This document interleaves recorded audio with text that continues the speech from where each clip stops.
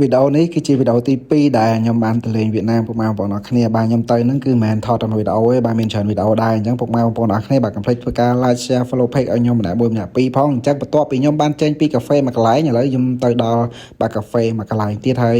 កាហ្វេនេះគឺមានការវល់ជាខ្លាំងពុកម៉ែបងប្អូនអរគ្នានៅពេលដែលទៅដល់គឺយើងកំងអីធម្មតាអញ្ចឹងទៅ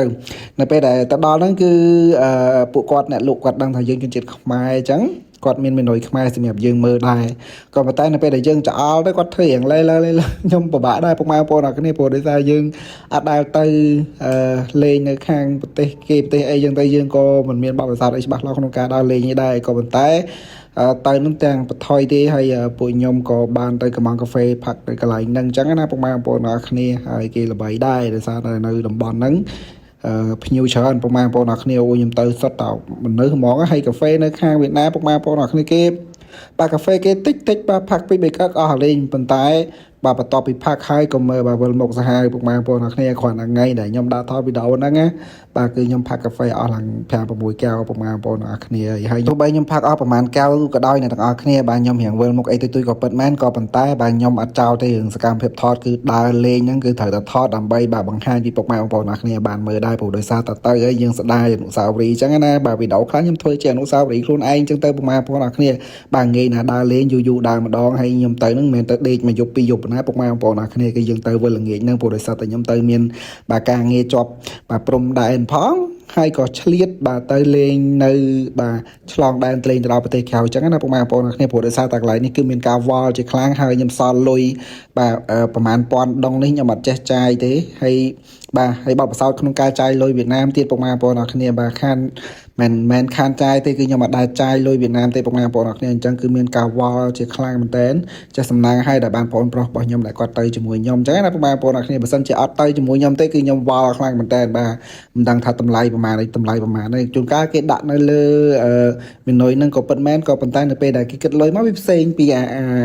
បាទនៅតម្លៃនៅលើមីនុយហ្នឹងពុកម៉ែបងប្អូនគ្នាហើយចំពោះឌីកហាងផងគេគឺបាទស្អាតហើយមនុស្សគឺទៅច្រើនខ្លាំងចង់បងអីមកញ៉ាំកាហ្វេមែនមកកាហ្វេនៅវៀតណាមបងកាហ្វេនៅវៀតណាមហ្នឹងហើយមកម៉ាក់អ្នកមកគ្នា2នាក់ហើយកែវច្រើនឡើយមកកាហ្វេ2នាក់តែកំងច្រឡំតាកាហ្វេ3កែវមានតែកំងច្រឡំយើងនិយាយស្ដាប់ទៀតបានឬក៏បែបម៉េចយើងអត់ដឹងនៅទី1យើងដើរក្រៅប្រទេសយើងអត់ទៅដឹងអញ្ចឹងដល់ពេលយើងនិយាយកោកាទៅដឹងបកប្រែចេញអីខ្លះចេញកាហ្វេ3កែវហើយមកគ្នា2នាក់ទេក្រែងនៅតំបន់ហ្នឹងគេបើយើងជាខ្មែរអញ្ចឹងគេមានមីនុយខ្មែរយើងមើលតាមនោះក៏យើងកំងច្រឡំអញ្ចឹងមានមីនុយខ្មែរតែពេលយើងបង្ហាញទៅគាត់ថែមនុស្សឲ្យមួយទៀតអត់ដឹងហ៎អញ្ចឹងបាត់ចេះជាឲ្យយើងកំងតែ2មិនក៏បោកលុយទៅហើយហើយចឹងណាគេដាក់ញ៉ាំមើលពេលអញ្ចឹងតែខ្ញុំកាហ្វេ2កែវដែរយ៉ាស្អាតដែរកាហ្វេផងទ្រីងផងហើយរសជាតិមកយើងគេចូលគ្នាអញ្ចឹងមកចូលគ្នាទៅវិញដឹងតុកទឹកព្រាម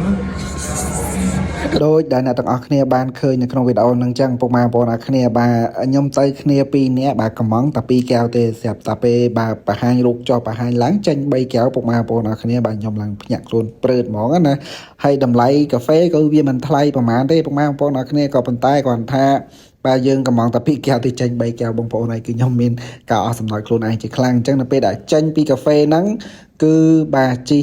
មកគឺម៉ោងសុសសាលានៅវៀតណាមចេញអញ្ចឹងណាពុកម៉ែបងប្អូនអរគ្នាបាទអ៊ុយសុសសាលាគេច្រើនមែនតើហើយក៏ឆ្លៀតជីកាត់តាមផ្សាយទីទួយហើយវីដេអូផងខ្ញុំក៏អត់មានអីច្រើនដែរហើយខ្ញុំមានអីសម្រាប់ចែកម្លែកប៉ុណ្ណឹងពុកម៉ែបងប្អូនអរគ្នាកុំភ្លេចធ្វើការ like និង share ផងណាបាយបាយ